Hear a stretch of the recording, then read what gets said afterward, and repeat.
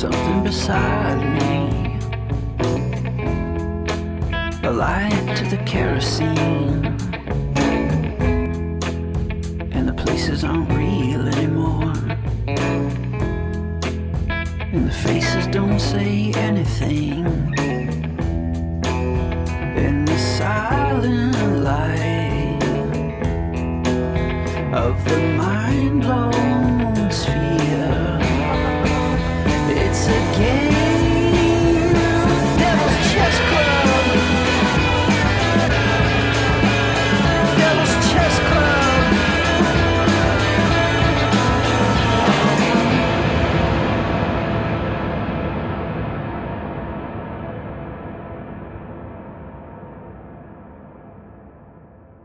Welcome to Devil's Chess Club. I'm Aaron Good. Today, Bryce Greene and I are going to be talking about world events, including our update on the current ongoing geopolitical crises that the U.S. empire is facing. We're also going to look at the assassination of Senator Robert F. Kennedy, here around the 56th anniversary of that unsolved crime. This episode of Devil's Chess Club is available to everyone courtesy of For Died Trying, the new documentary film series which explores the extraordinary lives and cataclysmic assassinations of John Kennedy, Malcolm X, Martin Luther King, and Robert Kennedy.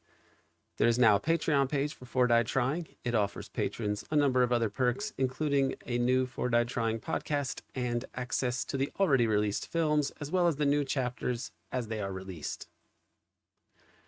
Devil's Chess Club is an American Exception production. Subscribe to the American Exception podcast on Patreon for access to the podcast that explores the deep politics of the U.S. empire. We have over 170 episodes and counting, including a currently ongoing series featuring Ben Howard and I as we discuss Peter Dale Scott's overlooked work on Far West and the global drug metagroup. I believe that this is truly illuminating material, bringing much light to the U.S. empire's clandestine underworld, which has served as dark matter, harnessing a political economy of crime and violence to sow chaos for the neoconservatives' doomed quest for a new American century. Part 2 will be released next Tuesday for those who have subscribed to the American Exception podcast on Patreon.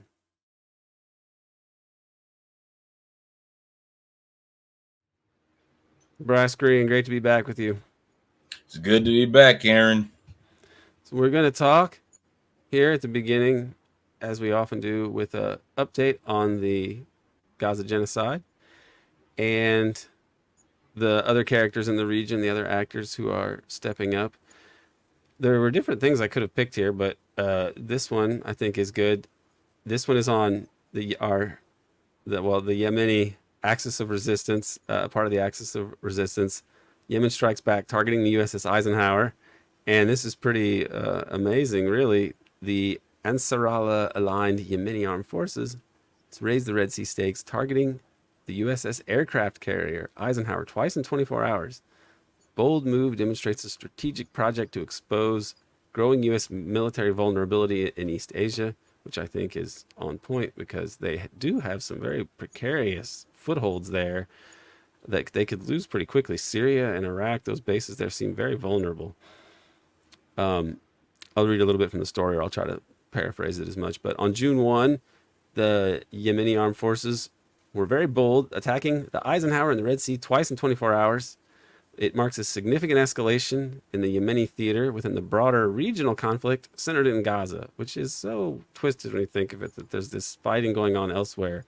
But the reason for the fighting is people are trying anything to stop a ongoing genocide, which includes the wanton slaughter of, women, children, elderly, and so on, and supposedly fighting Hamas fighters, but the vast majority is just a slaughter.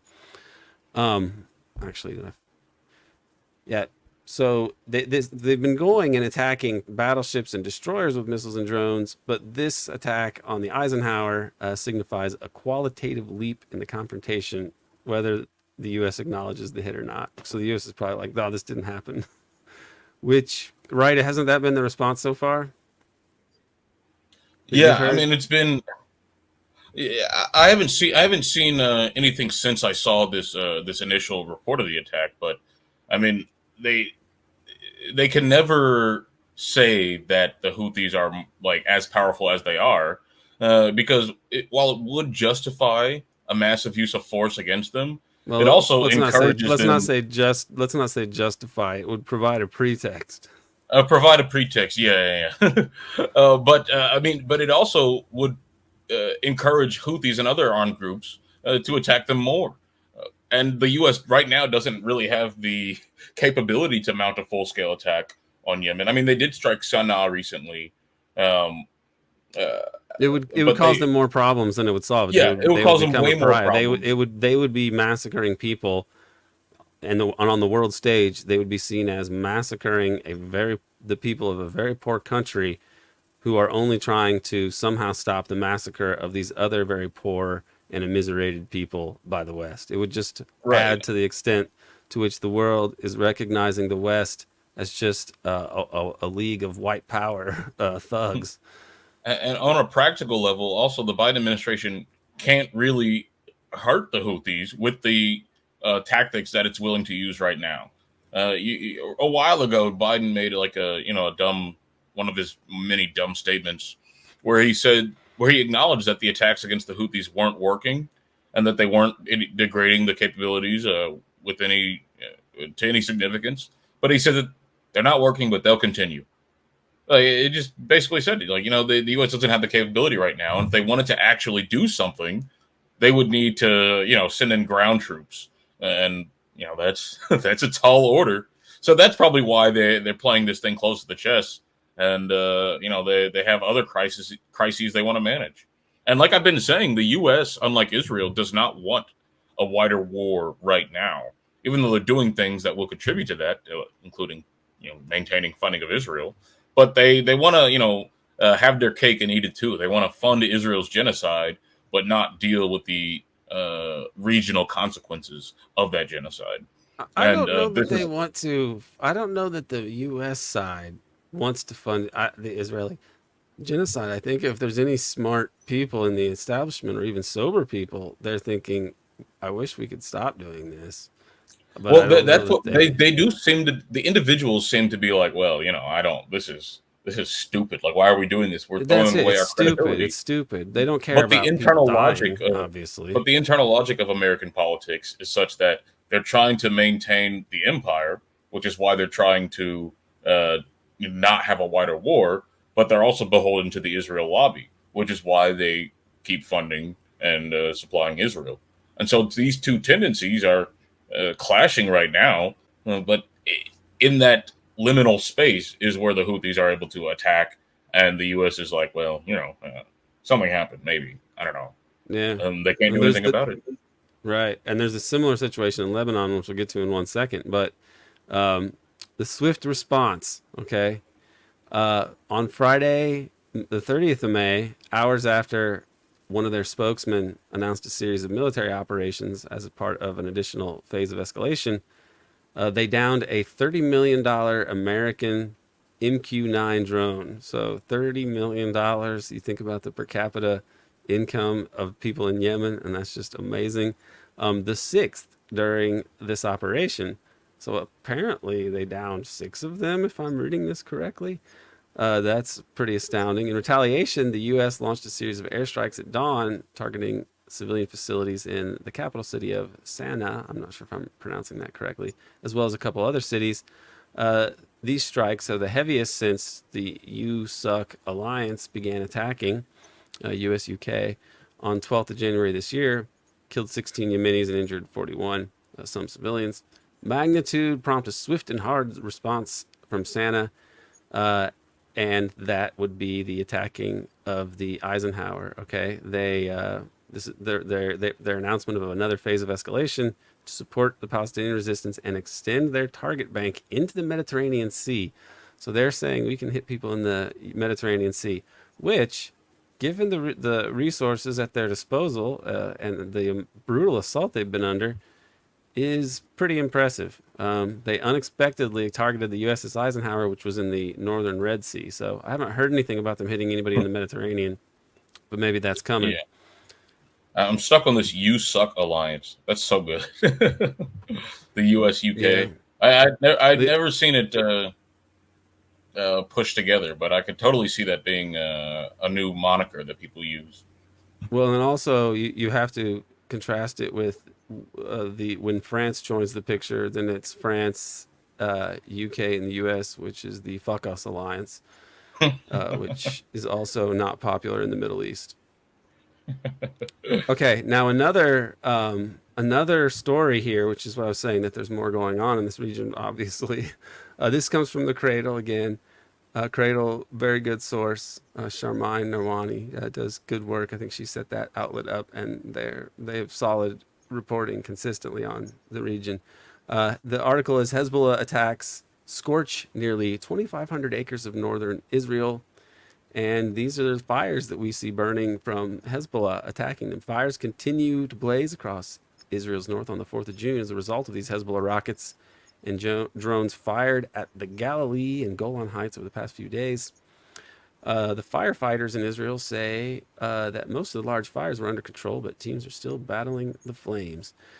So this is, and I've also seen videos now of drones, Hezbollah drones, targeting the Iron Dome and apparently hitting the Iron Dome. I mean, that's what Iron Dome installations, which may be a way of saying, hey, this is just a taste, and we can actually take out the Iron Dome, which I would guess is possible. It just seems that there's no defense against ballistic missiles. That's what I keep hearing from people these days, and but that the militaries don't want to recognize them. We really shouldn't be. It doesn't make any sense to have these kind of fights. It doesn't make sense for Israel to try to fight Iran. Iran can hit them with drones and ballistic missiles, as they showed. Yeah. Hezbollah as well. Yemen can do this.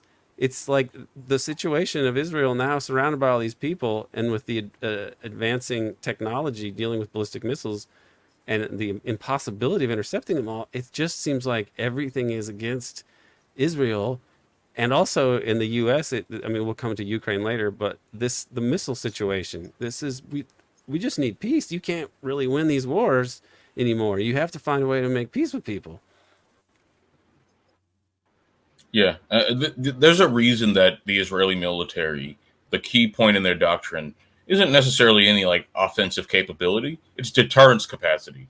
It's this idea that if we are attacked, we can lash out with extreme force in response, and it also means that it also intends to signal the idea that the Iron Dome is invincible and shields Israel from all attacks, and so that discourages people from firing missiles. Well, the more and more people fire missiles on Israel, be it Hamas or Hezbollah, or now we're seeing Iran do it, the more and more people do that, the more and more flaws in the Iron Dome system become apparent. And people know now that the Iron Dome doesn't have that 99% success rate that the Israelis used to brag about, and we know now that if Iran sends different waves of drones, then that can deplete most of Israel's anti-air missile response systems. They know that, and they know that the Iron Dome is faulty even when it's working perfectly, and so that degrades Israel's deterrence capacity. Israel probably knows this, and that's probably why they're pretty worried right now. But again, the competing factions within Israel, one of them is willing to, blood and soil, go risk destroying the world and themselves to go for greater Israel. The other might not be so willing to risk that. You see it now with the peace settlement. But these are the facts on the ground that both of these factions are dealing with, and that's the reality that they're going to be making their decisions from. Right. And what do you make of this peace deal? Because it's the response over it has been strange. It seems that Biden now has been at least saying, "Hey, there needs to be a plan to end the war," and trying to get Israel to go along with it. And then Netanyahu has made some statements that they're going to consider it, but then seems privately to have told people "Don't worry, we'll never sign this." What do you make of the developments with the peace deal proposal? Well, it seems that there's a lot there's a lot going on here. The Israelis seem to be signaling that they were totally okay with this deal, but that seems to be only contained within these diplomatic halls and maybe to the to Netanyahu himself, who might have signaled that, yeah, we realize that and this is a common talking point in Israel right now as well, that our economy's kind of blowing up. There's no way we can defeat Hamas. We've only managed to blow up Gaza without doing anything. We didn't actually manage to ethnically cleanse the area. We got this problem of Hezbollah in the north. We got Iran. We got all these other countries starting to hate us. Now we're getting raising tensions with Egypt. Maybe we should settle down and figure out the next steps forward. That seems to be the faction of Israel that was in favor of this peace deal. But the fact is that there's a trump card in the far right of Israel. And keep in mind, Israel's a far right country in general, so the far right is the crazies of the crazies. Yeah, People the far like right means the far right of the far right, because Israel's basically the center is pretty far right at this point. Exactly. Like the center is like, let's ethnically cleanse Palestine in due time. The far right is like, let's do it now.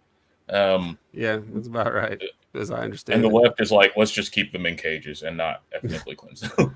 But the far right is such a powerful force within Israeli politics. It represents the settlers, the ultra orthodox, just the real blood and soil people. These ultra religious people who believe that they are promised the land, and even if they don't believe that in religion, they just want the land. And the way that Israel got out of its election mania, where over the course of like 2 years they had 3 elections, was a deal between these far right people and Netanyahu. And so now there's a coalition government where this far right group can threaten to walk away from this coalition at any moment. Ben Gvir and Smotrich, they could say, "Well, we're out." They're like the finance minister and the security minister. I think respectively. I get those mixed up, but if they don't want this peace deal, and it seems like they don't, well, they can force Netanyahu not to accept it, because if they break the coalition, the government falls apart. Not only do you need new elections, and Netanyahu is not guaranteed to win those, but he's also likely to go to prison. And so there's every incentive for Netanyahu to placate the far right inside of Israel and keep this war going for his own interests and for the interests of these far right people, while the normal, so-called normal Israeli center, well, and the rest of the Israeli public, you even have hostages. So-called normal, so-called center. Yeah, so-called normal, so-called, if not blowing up themselves is now the litmus test for centrist, then it just tells you how far we've gone. But that's what it is. But they don't have the power to force Netanyahu to have a peace settlement. So you can have like families of the hostages saying, "Oh, Netanyahu's clearly sabotaging this peace deal. They don't care about the hostages. Let's like march." You have the police beating up anti-Netanyahu protesters. You have all this international pressure correctly pointing out that Israel is an actual demon. All of this is happening, and because of the internal dynamics of Israeli politics, they're just inviting more of it. And so, if the only hope seems to be some sort of, if enough high level people are, because I don't care about Netanyahu's political career. If someone forces him out, then the far right doesn't have enough political power to dictate the course of this war. And I think that I don't know enough about Israeli politics to know how that might happen. I don't know if the military, what they're thinking about this, or what the intelligence are thinking about this. But I will say that there's a time-honored tradition of Israeli intelligence officers and military officers, going through their service, getting decorated generalships or whatever, retiring, and then saying, "Yeah, this whole thing is unsustainable. If we keep doing this occupation thing, it's gonna destroy us." So I assume that there's a lot of knowledge at the high level about what the reality is. The only question is if there's will to, preserve what will be left of Israel, or just, go full forward into the flames. Yes, and what frightens me about all of this is that we look at these figures like Biden and Trump and Netanyahu and try to figure out what they are doing. But I was on John Kiriaku's radio show on Sputnik, not this week, And I said, stop and think for a moment about the main actors here. Okay, you have Joe Biden, who's senile, so he doesn't quite have control of his faculties that way. But on top of it, he also seems quite compromised through Burisma and his son's activities. I mean, his son's on trial now.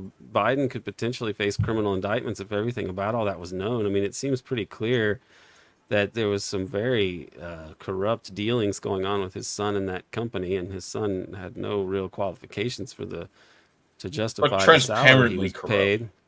Yes, and so what I'm saying is Joe Biden seems to be in a potentially legally precarious position, which makes him very much blackmailable in multiple ways. Plus, whatever he's done in the rest of his life, which I'm sure has plenty of material for that. You have Trump himself, who just been convicted, right, of multiple criminal counts.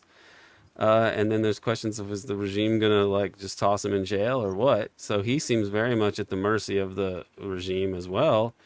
You have RFK Jr., whose campaign manager is the stepdaughter of the Zionist oligarchs or this guy's worth $10 billion, as I understand it. And she was spooky CIA clandestine person, supposedly ex-clan CIA, but and she's very pro-Israel. And you have also RFK with without Secret Service protection and with a security detail that seems plausibly Mossad connected, which I'm not going to elaborate on too much, but that it's like Israel seems to be handling his security, and so he's taking these absurd, well, for whatever reasons, he's taking all these absurd Zionist positions, and his it's so this is very worrisome. And you have Bibi himself, who also is potentially facing all of these criminal charges if he were to leave office, if and when he leaves office. So all of these people seem to be totally in thrall to powerful forces, and we're expecting some measure of independence from or judgment from them. But I think in really what we really hope for, if we're going to be honest, is that the regime somehow will come to its senses. We don't. If you're smart at all at this point, you're not thinking, "Oh, it's all Biden's doing and this and that." Like that is a real problem, that none of these guys seems to have the independence to act, even if they wanted to. Really, they seem to be answering to other forces and not just the normal. I mean, because they all seem compromised and in precarious positions, to where like they're going to do, which can very much limit their ability to act on anything. Yeah, and there's no. It's difficult again to say like what the regime is, because it seems like the only hope is that, well, at the top of the regime, these two competing forces, the crazies and just the general, just evil oligarchs, the general evil people, the general evil people are able to push things in a more positive direction. What am I saying? I know, but that's what we're left with. I mean, it's true. Yeah, the only way I talk to people sometimes about my general pessimism about America, and you're like, okay, well, at the apex of American power, there are people with veto power over the public state, and so that means that if there's going to be any serious change, those people need to either be removed or need to change their minds. And for them to be removed, you need other people at that same apex level, which is the same issue. They need to change their minds. So what would make that happen? I don't know. Not having any other option. Not having any other option. Well, what I think about it is, the oligarchy is now getting to be in the position that you and I and everybody else has been in, who's halfway aware, where the question, what do you do when there's nothing you can do, is very relevant. And they're getting to that point. I don't know that there's anything they can do to hold on to this empire anymore. And what will they do? Will they do the logical thing, the moral thing, and say, we're going to need to walk away from this imperial project and find ways to cooperate with the rest of the world from a position of moderate equality and not be the unipolar full spectrum dominator, which we insanely thought we could do. Mm-hmm. Yeah, that's the that's the only way to go. Well, I mean, this next story shows that, like, Well, looks like they're kind of grasping at straws. Yeah. Because like there's a part of the public state in America that isn't fully compromised by the Israeli-backed, clandestine aspects of the country, that's trying to end this war somehow. And now they're running to the UN Security Council, and like, I mean, everyone in that room has to be like, well, look who the cat dragged in. Like, If they can do it, though, if they can do it, if they can bring it to a stop. So this is again well, from I the mean, cradle. the U.S. I guess we're going to go through this article, but the U.S. can, get the Security Council to vote on something. Yes, But that's the but key. what will they do? Will they Will they enforce put it? or will they put forward That's the will they hard put part. forward another bullshit resolution that like doesn't do what it says it's going to do and is just deceptive? Like that's Well, what if it I'd be looks, worried about as well. yeah, and I haven't seen this article, so let's just go through it to see what Well, this proposal. I'm not going to go very deep into it, and it's not a very long article, but it just says that the U.S.-Israel rift grows. So we have to hope that this is a real thing, and I do suspect there must be a rift because just fundamentally the differing interests are so obvious that you have to think they have to be brought to bear, but you never know. They haven't before now. Washington seeks UN Security Council backing for Gaza ceasefire. They vetoed, the Cradle points out Washington has vetoed several UN resolutions calling for a permanent ceasefire since October. So that's really the issue now. Washington said on the 3rd of June it wants the UN Security Council to adopt a resolution backing the Gaza ceasefire proposal presented by Biden last week, calls on Hamas to accept the truce proposal and fully and implement its terms. I guess accept the truth's proposal fully and implement its terms without delay and without condition. Also stressing the importance of the parties adhering to the terms of the deal. The aim is to bring about a permanent cessation of the hostilities, according to Reuters, who saw a copy. Wait, so this copy So, only calls on Hamas? no, I'm not. I don't. I think it calls on Hamas to accept their proposal. So this is, But if what the I'm resolution assuming doesn't that say it. anything toward Israel, then I don't No, see how that grows. right. I'm assuming that it does. However, that it does include Israel as well. However, when it says the aim of bringing about a permanent cessation of hostilities, that is worrisome because that points again to the issue of Washington wanting a pause to the thing, and not they want a deal that will event that would in theory lead to a further deal for a permanent ceasefire. That is where I think the problem is. The permanent ceasefire is what they need, and then the U.S. is going to weasel out of it, I think, and allow Israel to continue to have military forces in Gaza. That's what we may see, but Yeah. so we'll wait until there's more developments on this, but hopefully the U.S. would accept this. Now the problem, Just look it up. The Security Council resolution does call for Israel to immediately halt its military offensive in Rafah. So that it does say something against Israel, which is, I guess, yes, important. that's key. Yeah, immediately to halt, and it doesn't. But with the language will be very interesting how they phrase Yeah. this. So we will see how this goes. I would hope for the best, and I would love for all the cynicism about the U.S. and Biden and the empire, well earned pessimism, let's call it. I would love for all that to be somehow proven Yeah. slightly Prove me wrong, and for wrong. them to stop this. Like, because I would really love to see this. I do think that what needs to happen really, or I won't say what needs to happen, really ideally a one-state solution is better, and this whole project of a Zionist state should be recognized as, I mean, they need a place. If you want a place for Jews, that's one thing, but a place by Jews as the supreme master people, that's crazy and that's fascist. Now, Jeff Sachs, this is what I was saying. It drove me insane when I was at, well, not literally, but close. It drove me insane when I was working for RFK Jr. That Jeff Sachs, is a friend, knew RFK for a long time, gave a semi endorsement for him, or you could call it an endorsement. He wrote a good article about it, and we tried to say, hey, this would be a great campaign position for him to take. Just say, hey, we'll create a Palestinian state at the UN Security Council, and and then from that point, it'll be a member state, and that'll change its reality on the ground, along 67 borders, and then you can negotiate at the UN for the rest of the things that would need to be ironed out over time. But at least you create this, you recognize a Palestinian state, you have the foundation of a two-state solution. I personally don't think that there deserves to be, an Israel existing along Palestine for its crimes. I think it's wholly delegitimized itself now if it hadn't already, and it was probably a crazy idea to begin with. But this could potentially stop the fighting.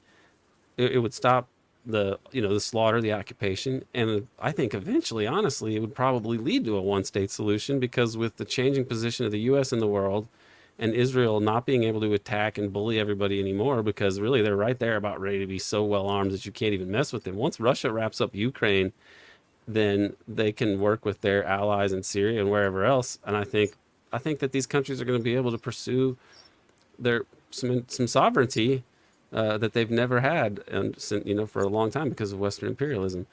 They could do this, Yeah. and I think it would lead to eventually the collapse of it would go from a two-state solution to basically a potentially one-state solution. I just don't think Israel's viable in the world that's emerging. So they could have done that, but RFK would never do this for whatever reason, and so here we are. But Sachs's plan is reasonable, just in terms of like, hey, this is a way to diffuse the slaughter, stop the genocide, and eventually and deal with the crisis going forward, so that it can't get back to this point. But no, the only moderately reasonable guy in the establishment, Sachs, is not Jeff Sachs, or one of the only ones, is not listened to by authorities at all, by people in positions of power, up to this point. Yeah. Yeah. I mean, it's like we were saying, they have a choice. There's an element within Israel who seems to be more responsive to the realities. But if they can't, wrest political power, well, then you're at the mercy of the crazies. And that, like I said, could blow up the world. Now, what I want to show people now is who we have in charge, as we are at the precipice of doomsday, because the U.S., Biden has given the green light to Ukraine to start attacking targets in Russia.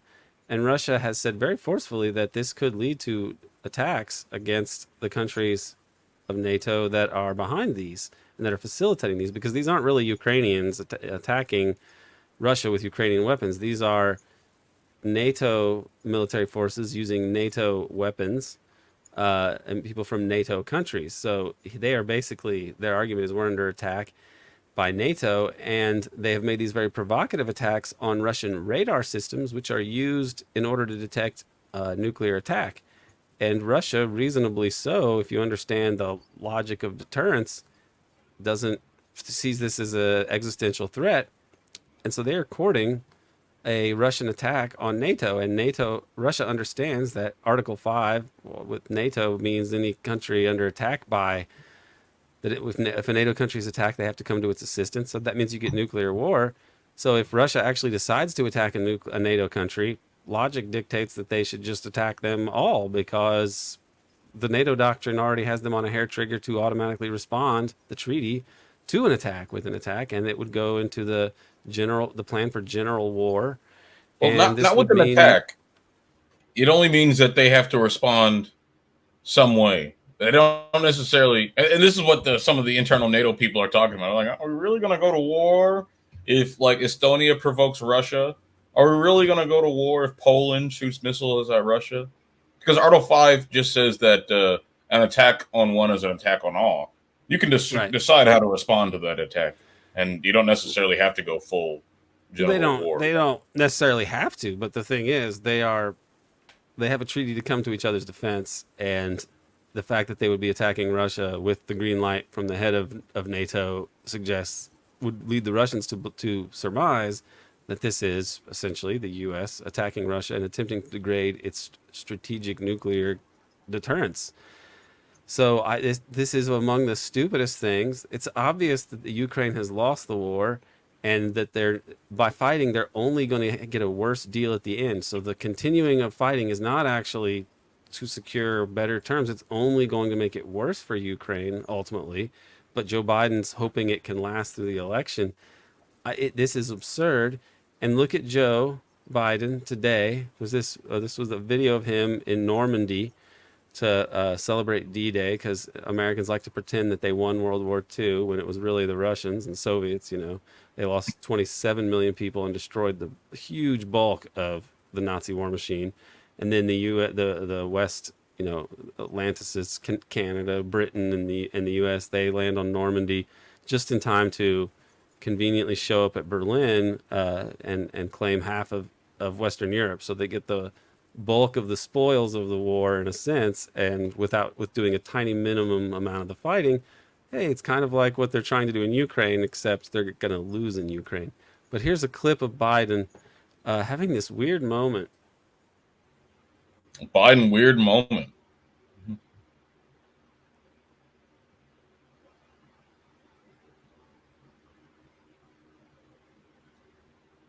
What is he, shitting his pants?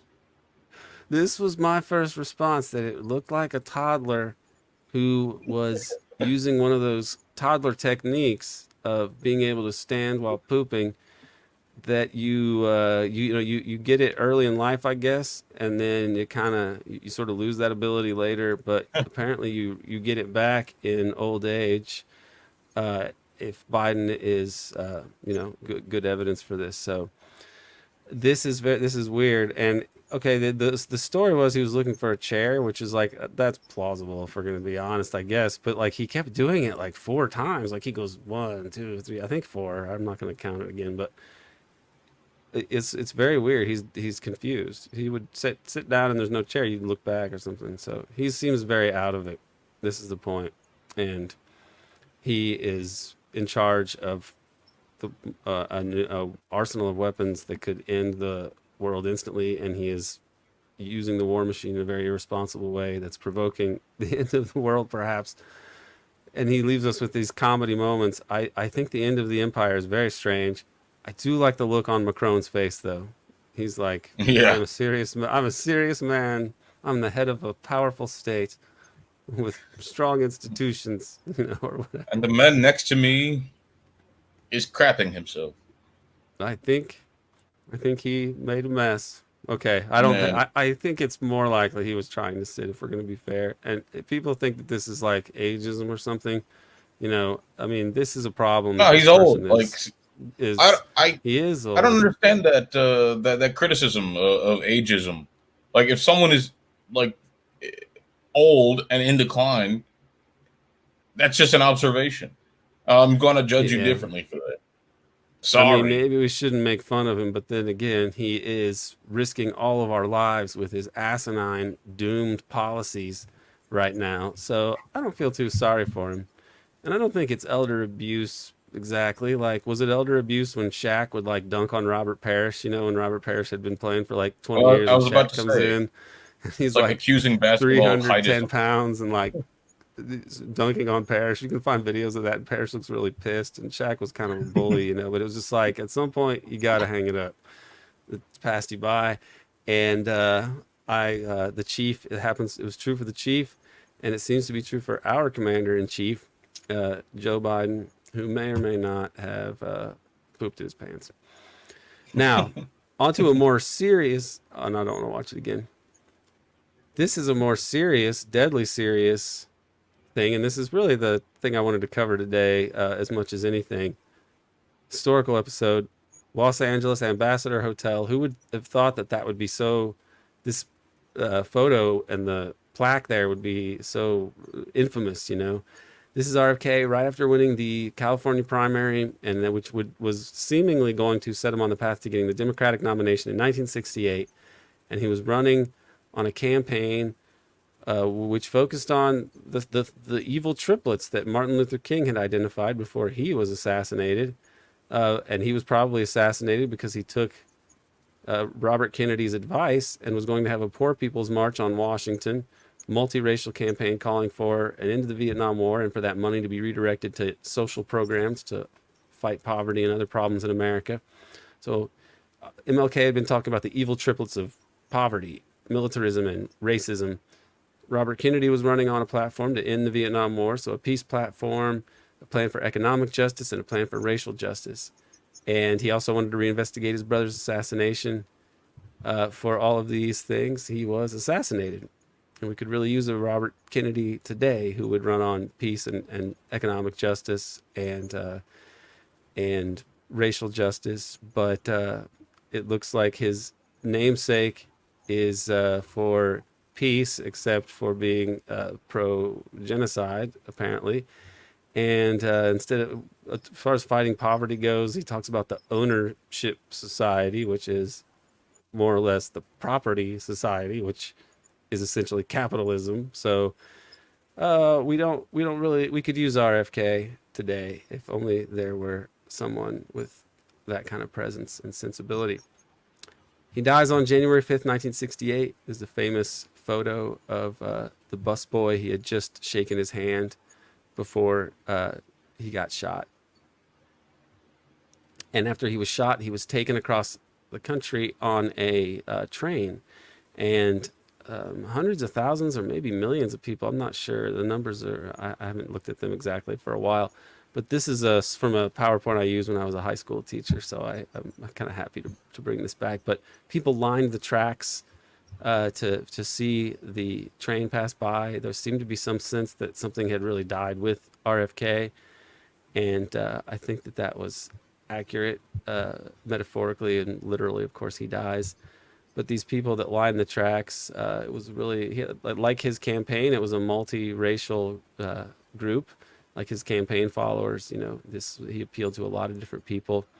He scared the shit out of the establishment who didn't want there to be a new regime that was in favor of dealing with poverty and racism and militarism, and didn't want anyone to reinvestigate the Kennedy assassination. So RFK had to go.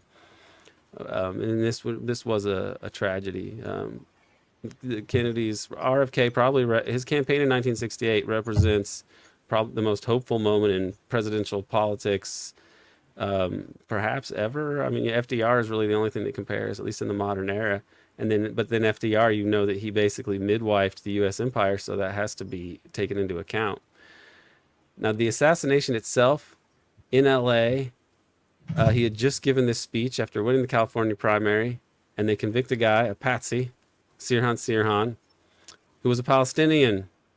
How interesting that the first patsy was a communist, but the next one was a Palestinian. Which, if you think of today, those two Kennedy patsies, one's a Palestinian, one's a communist. They also represent the antitheses of the two dominant strains of the U.S. oligarchy, which are neoliberalism, capitalism, with communism being the antithesis of that, right? Lee Harvey Oswald, and then neoconservatism, which seems to have as its driving force Zionism. I've had to conclude that or assume that after hard-won experience. And so that's quite interesting when you think about the bookends there. Mysteries abound with this assassination. Here's what this coroner said, Thomas Noguchi. He said, until more is precisely known, the existence of a second gunman remains a possibility. Thus, I've never said that Sirhan killed Robert Kennedy.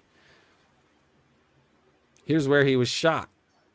And this is also very strange if you think of this guy as some kind of skilled assassin. He wanted to shoot this senator, presidential candidate, so he goes and stands in the pantry near the ice cube machine. That's very strange behavior, to go back into the kitchen when you don't work there. But somehow he was standing right there. It's still disputed who decided that they would exit this way, but I think people that have looked at this case, like David Talbot and others, have surmised that really Kennedy was not going to leave the Ambassador Hotel alive that night. And I tend to believe that even if they hadn't shot him there, they probably had other people around. There was a lot going on there for people to suss out. And of course, there's a big cover-up, and there are many different elements of it. I can't do them all justice, but one of them is that there were more bullets than could fit in the gun. There were people that were shot, there were more wounds in people, and then there were bullet holes in ceiling tiles and in door frames. So they're pointing to one.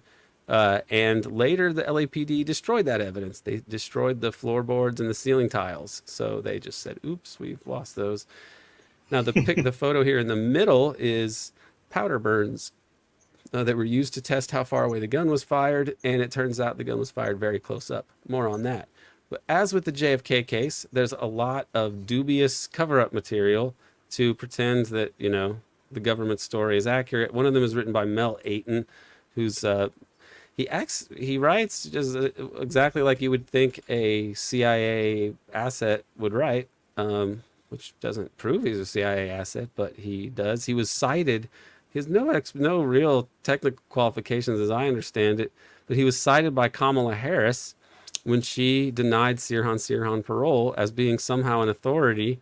Although his scenario of the bullet trajectories is absurd, it doesn't really matter because you can come up with absurd things if you're going after the government's narrative. The other funny thing about this book here is that the foreword is by Alan Dershowitz, who is published by the same publisher that publishes RFK Jr. So that's funny. That's not that significant, but Dershowitz, whatever. He's kind of a creep. Funny that he would be doing this. But it's a Palestinian terrorist, so I can kind of see why. I think he's rather, he wants to see the Palestinians exterminated, presumably, so he'd really like that official narrative.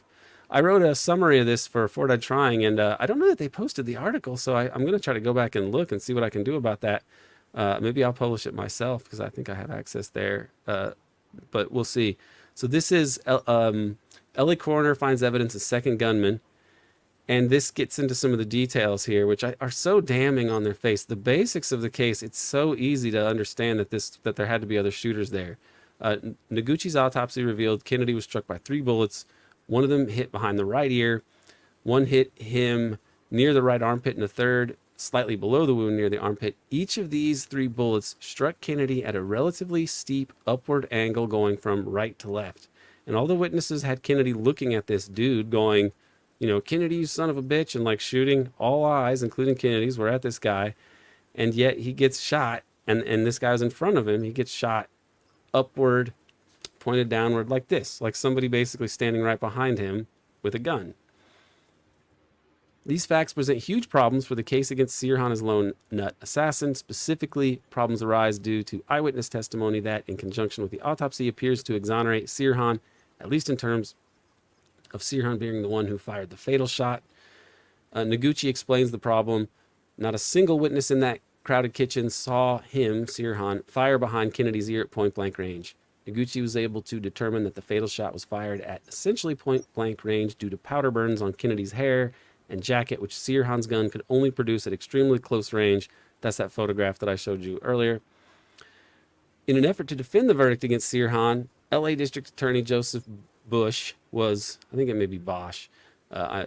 asked about this glaring discrepancy. He stated that Sirhan's gun was point blank right into the ear of the senator. The gun was right there, and we can show it. Okay, so this guy, the LA District Attorney, is lying, basically saying, "Oh, it was Sirhan's gun, point blank, right into the ear, right there. We can show it." So somebody asked him, "Who has said that they saw it? Just name one witness that saw the gun, Sirhan's gun, right into the ear of the senator." Bush responded by saying, "How about Mr. Euchre, the man who grabbed his arm?" That was the maitre d'. Unfortunately for District Attorney Bush or Bosch, Euchre was categorical about his testimony. Okay, this is what Euchre said. "I've told the police and testified that there was a distance of at least 1.5 feet between the muzzle of Sirhan's gun and Senator Kennedy's head. The revolver was directly in front of my nose. After Sirhan's second shot, I pushed his hand that held the revolver down, and I pushed him into the steam table. There's no way the shots described in the autopsy could have come from Sirhan's gun. He never got close enough for a point-blank shot. Never." So that's pretty definitive. Another aspect of this case, so if it wasn't him, who was it? Well, there may be a clue down here, a necktie. And who did that clip-on tie belong to? Because Kennedy's got a regular tie, and he was clutching this tie as he fell to the ground. Someone's clip-on tie. And we can see here a security guard with no clip-on tie like the other ones had. And there's other pictures, I believe, of the guys wearing these ties. And the guy's name is Thane Caesar, pictured here without the necktie. He's a person that people suspect of being involved in this and most likely firing the shot. That's what RFK Jr. believes. And this takes us into Cuban business. We've talked about this before. James Angleton, Mayhew, the Israeli account, the mob connections to the CIA, which center around people connected to Angleton and the Israeli account, like Bill Harvey and Johnny Rosselli. So here on the left is Sam Giancana, one of the people involved in the CIA's assassination networks. In the middle, you have Robert Mayhew, was an associate of Howard Hughes, and Mayhew's a very sinister dude. He was one of the people, he was the guy behind kidnapping this guy named Galindez in the 50s and having him basically taken out of his New York apartment down to Rafael Trujillo's Dominican Republic, where he was beaten up because of him writing about the campaigns of terror that Trujillo presided over in the Dominican Republic. Now, this guy Galindez, he's taken from his New York apartment by Mayhew goons, flown down to the Dominican Republic, and he is beaten and eventually lowered slowly into a pot of boiling oil or boiling water. So he's boiled alive and then fed to sharks because that's what Trujillo liked to do. So this is, that mob intelligence connection in the U.S. has been around a long time, and this is one of the things that they did. They killed a guy who was connected to a client state of the U.S., Trujillo. This academic was critical of him, so this guy Mayhew, he kidnaps him, has him kidnapped, and then tortured and killed. The guy on the right is Johnny Rosselli, a younger version of Johnny Rosselli, and he's the person who Mayhew approaches to, and Harvey works with, William Harvey, presumably at Angleton's request, to create the Another IU mafia. Yeah, right. That's right. Bill Harvey was. And the plan was to use these mafia assets to assassinate Castro, and many people believe that that same apparatus was turned around on President Kennedy for good reason. Now, we'll have David Talbot on here. He was going to talk with us today, but he's in the process of moving. So without him being here, I will quote from his book, The Devil's Chessboard. This is Robert Mayhew pictured here. But on page 612 of The Devil's Chessboard, David Talbot is writing about his conversation that he had with a guy named John Meyer, who has a new book coming out on Watergate, which is related and which is interesting, and which I'll try to discuss with David because he might want to add to this. But today we're just talking about his role in the Kennedy business. And I'll read David here. John Meyer, a former executive in Howard Hughes' Las Vegas organization, had tied Caesar, then Eugene Caesar, to CIA contractor Bob Mayhew, who was hired by Hughes to run his Vegas operation in the 1960s. Meyer claims he was introduced to Caesar in Las Vegas before the RFK assassination by Jack Hooper, Mayhew's security chief. Meyer also stated that after Kennedy's murder, he was warned by Mayhew and Hooper never to mention Caesar's name or his connection to Mayhew. So I believe that. I find that plausible, and David did as well. I don't know. I think they may have taken RFK Jr. to talk to Meyer also. So I think this is probably the case, that I find this plausible. But what is your takeaway here from the RFK assassination? It's so strange to be talking about this anniversary, and then, the involvement of people in the Angleton circle, which is also implicitly implies the Israeli account, and also think about Angleton having those pictures of the RFK autopsy in his safe. That's one of the things they found later on. The RFK assassination. The first thing that comes to mind is that it just, imagine a world in which a politician were so threatening to the establishment status quo that they'd have to be assassinated. We haven't had anything like that in a long time. I think the closest thing to that was Bernie Sanders. And, I think he did genuinely represent a serious challenge to the established order. But it was very easy to just shut him down, to ensure that the party politics were never going to allow him to be the nominee to begin with. And this is actually the result of the reforms that happened after, not Kennedy, but it was after McGovern. Yeah, after the McGovern reforms, the Democratic Party became a lot more top down, a lot less capable of integrating grassroots populist elements into it. And so the threat of an RFK was, pretty much neutralized. And then with the Bernie issue, you saw that come to the fore with all these super delegates and the ways in which they were allocated, ways in which, and of course, there's just at a structural level of the fact that there's a party who has a politics that are anti-Bernie means that there will be a lot of interpersonal hurdles to actual victory. And so in 1968 was one of the last times where you had a presidential candidate who genuinely challenged the status quo. And even he wasn't like, a communist radical. Like he wasn't trying to destroy American capitalism and usher in a workers' revolution. He was, just the remnants of the New Deal, the remnants of these progressive style politics, combined with being, one of the first Kennedy pilled politicians to try and do something about it. Yes, and I think that the reason that they would fear this so much is the same reason that they feared a U.S. at the turn of the century, the turn of the 19th to the 20th century, right? That they went for empire and overseas expansion rather than trying to stay within their borders. After Manifest Destiny, is basically a genocidal drive, a kind of genocidal myth, right? Manifest Destiny. They make it all the way to the west, and then they just keep going across the Pacific to Hawaii. They go into Japan very quickly after the after the Mexican-American War. When they steal California, they go quickly to Tokyo, into Tokyo Bay, and force them to sign trade deals with them. And then they go to Hawaii, Guam. The whole Spanish-American War. All this, they wanted empire. We've never really tried to organize the U.S.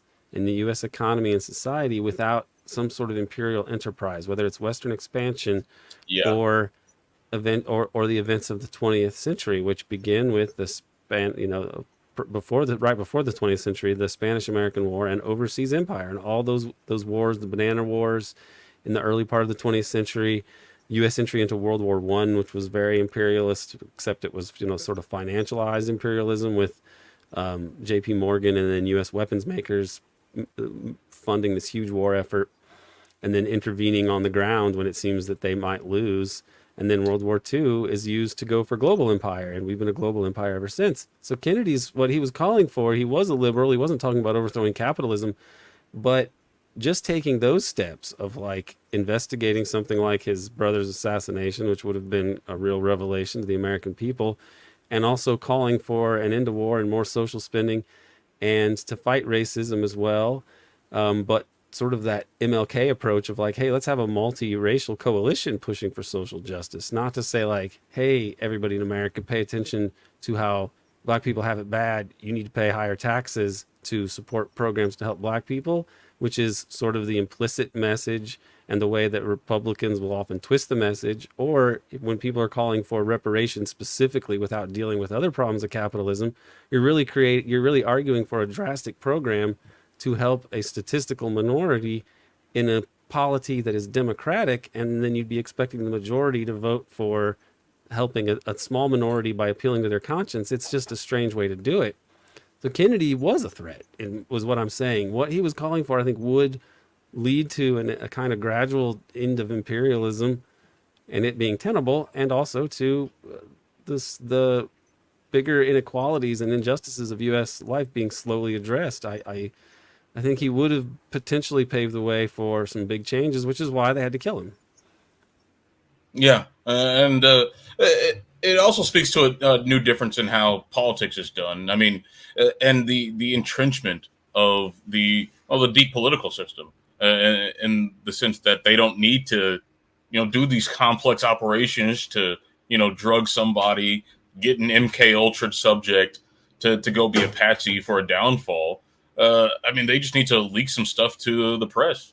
They just need to, there are all manner of methods that you can prevent somebody from being political, and then you don't need to have the politics, or you don't need to have all the stuff that you did last time.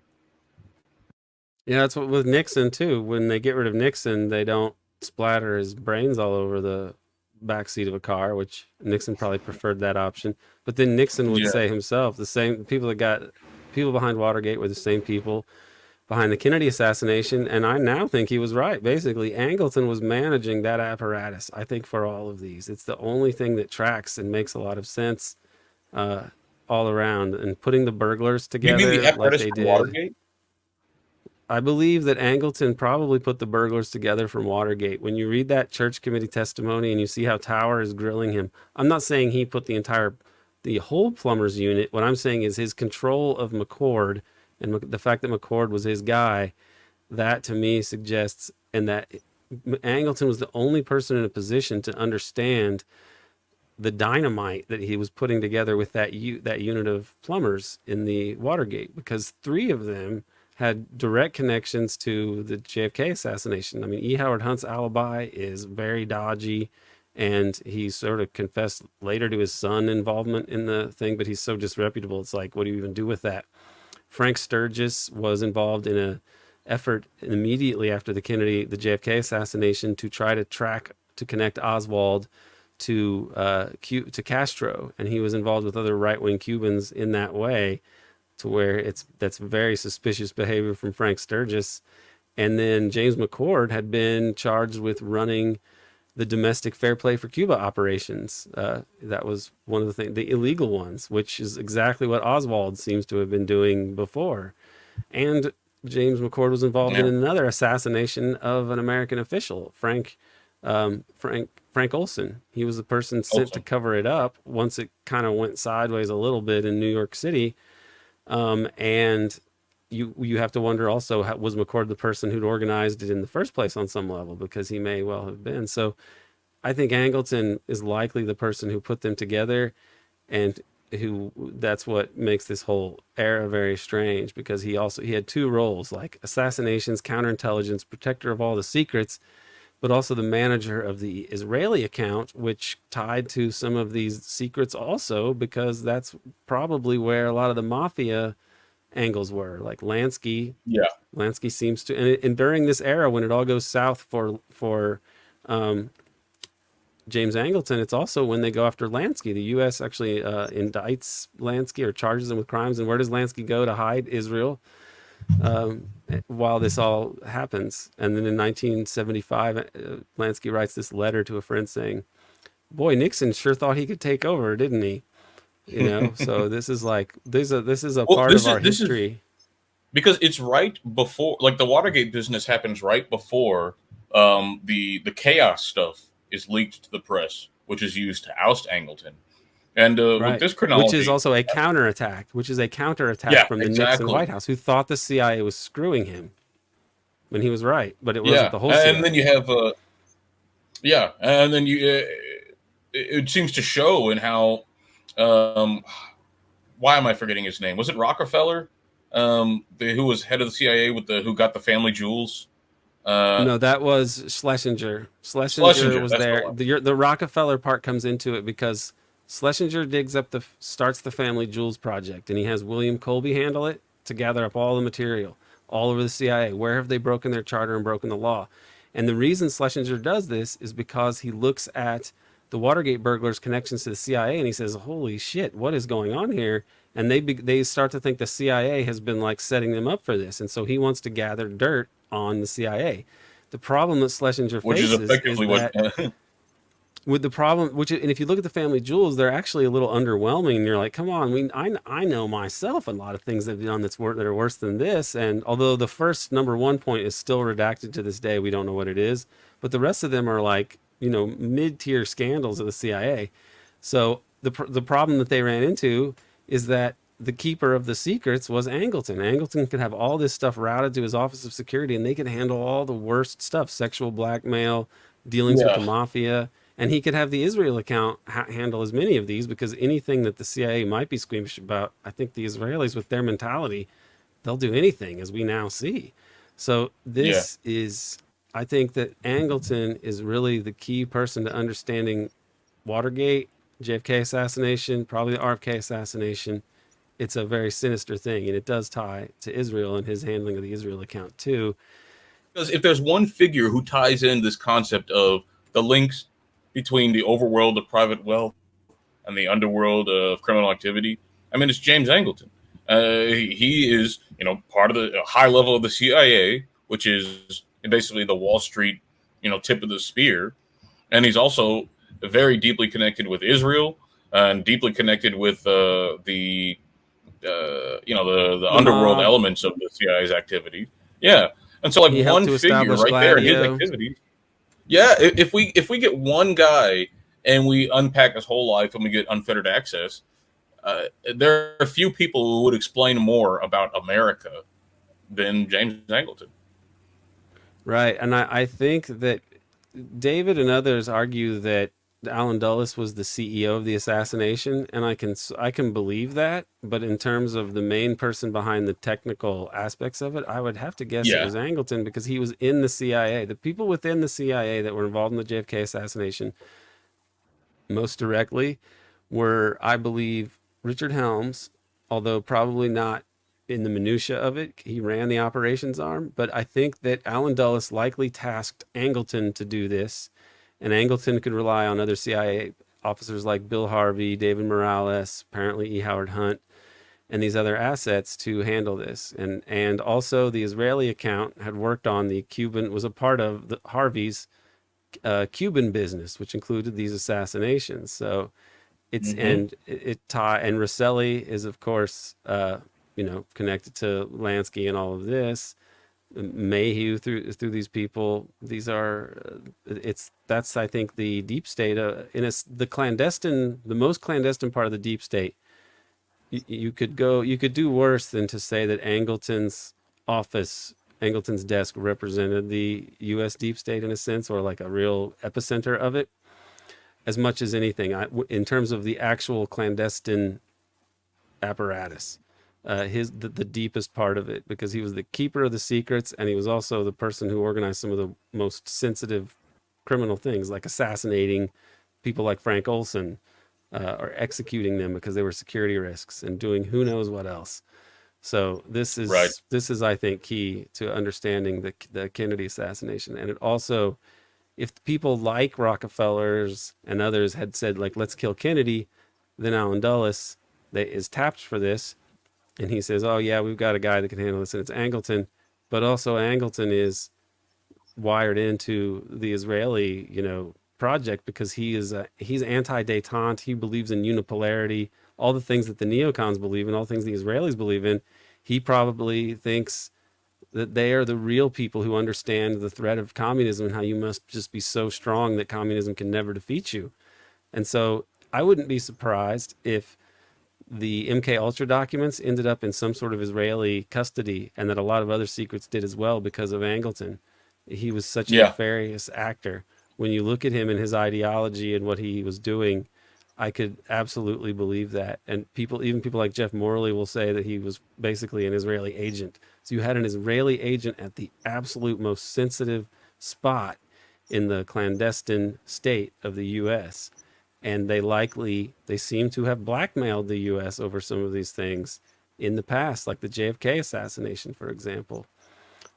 This is, I mean, Bernard Finsterwald ended up being McCord's lawyer, and he was the person who started the House Select Committee on Assassinations. Essentially, like his efforts did that. JFK is executive producer, the Oliver Stone movie, which I think is an amazing film, but it was produced by a guy who's an Israeli agent, because I think Israel knows that there's dynamite there and they can scare the U.S. establishment. And in the early 90s when JFK came out, H.W. Bush was a real spooky enemy connected to these circles, and they worried he was trying to push Israel for a two-state solution. I think, and the neocons basically, I think, overcame him, and a part of that has to do with this, perhaps with these Israeli operations and the threat that they could expose U.S. covert operations and other crimes right at the point that the U.S. is the leader of the world and the Soviet Union is gone, and then you have this great pro-American moment where we're the only game in town and everybody loves us, sort of, or at least they have to pretend they do, or we'll kill them. But like it isn't even that bad at that in a sense, in that they've co-opted everything by that point. And so the U.S. had that moment in the 90s of being the only game in town. It was the end of history and everything. But if you expose something like JFK, that would tarnish all of that. So I think that these are actually, the blackmail angle is as important as anything, perhaps, in understanding how foreign policy got so screwed up in the United States to the point that they're going to kill their own empire if they don't kill us all. Yeah, yeah, fully agree.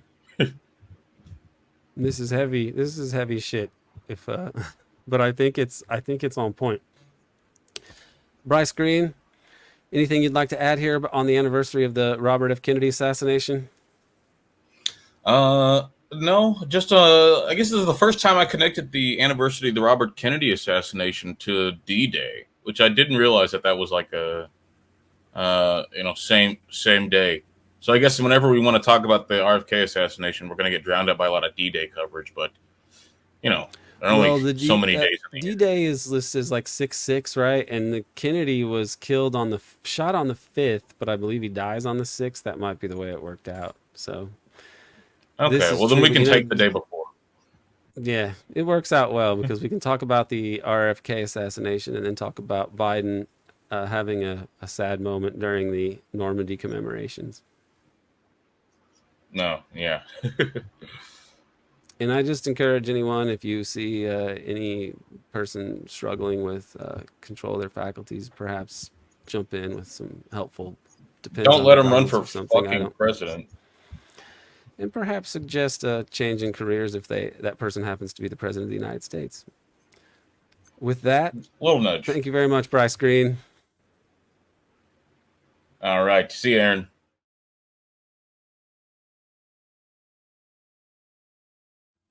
Thanks to Dana Chavarria for producing this episode, and thank you for tuning in. Special thanks to Four Died Trying for supporting the Devil's Chess Club. Visit fourdiedtrying.com for details. And don't forget to subscribe to the American Exception podcast on Patreon for the best coverage of the deep politics of the U.S. empire.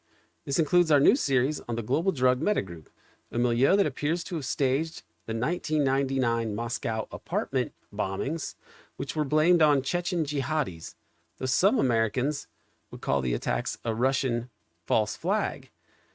The attacks are sometimes described as the Russian 9/11. I think there's a lot of reason to surmise the false flag was carried out by drug trafficking anti-Russian pro-Western forces, and there's much reason to suspect that some of these networks were also deeply involved in the American 9/11 a couple years later. I want to take a moment to honor Senator Robert Kennedy here around the anniversary of his assassination. He tried to win on a platform that called for reorienting U.S. policy to combat racism, poverty, and militarism, instead of the U.S. continuing to be the world's leading purveyor of all those things. For that, and for his plans to go after the clandestine actors who killed his brother, President John F. Kennedy, for all of that, Robert F. Kennedy was assassinated, using a Palestinian supposed lone nut as the patsy. It was the Kennedy brothers on the U.S. side who diffused the last great nuclear crisis, the Cuban Missile Crisis, back in October of 1962. Where is that kind of American statesmanship today?